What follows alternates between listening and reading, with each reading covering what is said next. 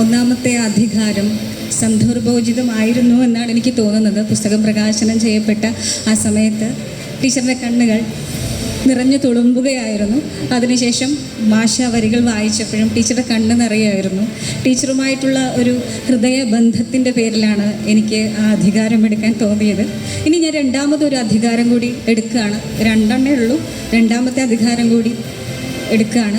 Sreeja teacher എപ്പോൾ ടീച്ചറെ പറ്റി ഞാൻ ഓർത്താലും എൻ്റെ മനസ്സിൽ തെളിയുന്ന ഒരു രൂപമുണ്ട്. നമ്മൾ സാധാരണ ഈ വനിതാ ദിനമൊക്കെ ആയിക്കഴിഞ്ഞാൽ എൻ്റെ തലേദിവസം വനിതാ ദിനത്തിൻ്റെ അന്നൊക്കെ കാണില്ലേ, ഒരു പോസ്റ്ററിൽ ഒരു സ്ത്രീ, ഈ സൈഡിലൊരു 5 കൈ, ഈ സൈഡിലൊരു 5 കൈ, ഒരു കയ്യിൽ ബുക്ക്, ഒരു കയ്യിൽ കുട്ടി, ഒരു കയ്യിൽ ചട്ടി, അങ്ങനെ കുറേ സാധനങ്ങളായിട്ട് നിൽക്കുന്ന ഒരു വനിത.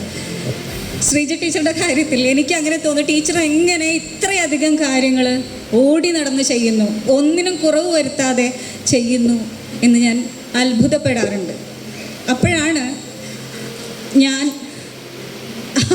ആ പിന്നില്ലെന്ന് പറയാൻ പറ്റില്ല, കൂടെ കൈ കോർത്ത് നിൽക്കുന്ന ഒരു ശക്തി, നമ്മളെ ചേർത്ത് നിർത്തുന്ന ഒരു ശക്തി നമ്മുടെ കൂടെ ഉണ്ടെങ്കിൽ നമുക്ക് 100 കാര്യങ്ങൾ ഒരുമിച്ച് ചെയ്യാൻ പറ്റും.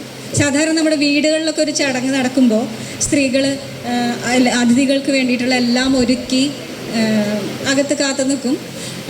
പുരുഷന്മാരായിട്ടുള്ള ആളുകൾ മുൻവശത്ത് പോയി അവരെ സ്വീകരിച്ച് അവരോട് സംസാരിച്ചിരിക്കും. അപ്പോൾ നമ്മൾ ചായ കൊണ്ടുവരും, അങ്ങനെയല്ലേ. പക്ഷെ ഇവിടെ ഒരാൾ എല്ലാം ഒരുക്കിയിട്ട് അവിടെ പതുങ്ങി നിൽക്കുകയാണ്. യഥാർത്ഥത്തിൽ ഇവിടെ ഇരിക്കേണ്ട ഒരു ആളാണ്. അപ്പോൾ ഞാൻ എൻ്റെ രണ്ടാമത്തെ അധികാരം ഉപയോഗിച്ചുകൊണ്ട് പ്രിയപ്പെട്ട വിധു ചേട്ടനെ വേദിയിലേക്ക് 2 വാക്ക് ശ്രീജ ടീച്ചർക്ക് വേണ്ടി സംസാരിക്കാൻ വേണ്ടി ക്ഷണിക്കുകയാണ്.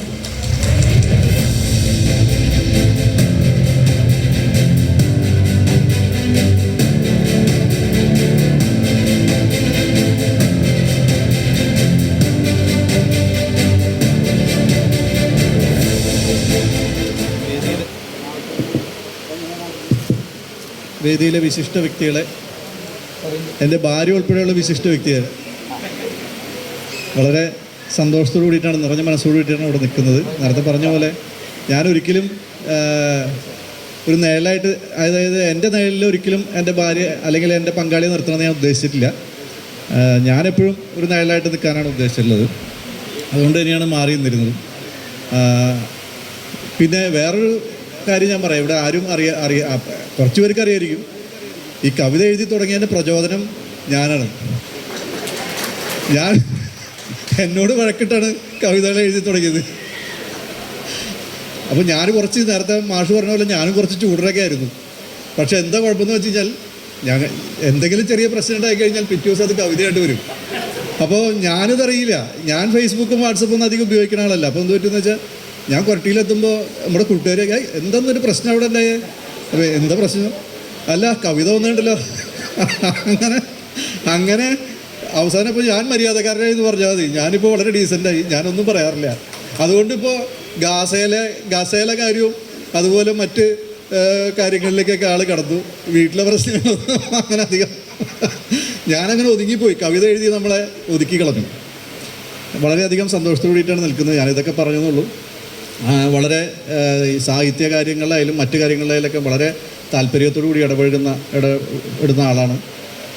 എൻ്റെ മക്കൾ പറയണം, എൻ്റെ മക്കളൊക്കെ പറയണം, അവർ സ്വയം പ്രഖ്യാപിത ഇൻട്രോവേർട്ടുകളാണ്.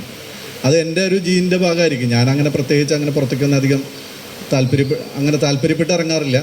എന്തെങ്കിലും വന്നു പെട്ടാൽ അത് ചെയ്യാമെന്നുള്ളൂ. പക്ഷേ ശ്രീജ അങ്ങനെയല്ല. കാര്യങ്ങളിലൊക്കെ മുൻപന്തിയിൽ നിന്ന് തന്നെ കാര്യങ്ങൾ കൃത്യമായിട്ട് ചെയ്യും. അതുപോലെ ഒരു കാര്യം വളരെ പെർഫെക്ഷനിൽ ചെയ്യണമെന്ന് നിർബന്ധമുള്ള ആളാണ്. നമ്മളങ്ങനെ പെർഫെക്ഷനേ ഇല്ലാത്ത ആളാണ്. അപ്പോൾ അതിൻ്റെ ചില ഏറ്റുമുട്ടലുകളൊക്കെയാണ് നടന്നിരുന്നത്. ഇപ്പോൾ അതൊക്കെ മാറി വളരെ ഡീസൻ്റായി. ഞാൻ നല്ല കുട്ടിയായി. എന്നെ നല്ല കുട്ടിയാക്കാനായിട്ട് കവിതയ്ക്ക് കഴിഞ്ഞിട്ടുണ്ട്. അപ്പോൾ ശ്രീജയ്ക്ക് എല്ലാവിധ പിന്തുണകളും കൊടുത്ത് ഞാനിങ്ങനെ നടക്കുകയാണ്. ഇപ്പോൾ ഈ വേദിയിൽ ഇങ്ങനെ ഒരു പുസ്തക പ്രകാശനം നടത്താൻ കഴിഞ്ഞതിൽ അതിയായ സന്തോഷമുണ്ട്.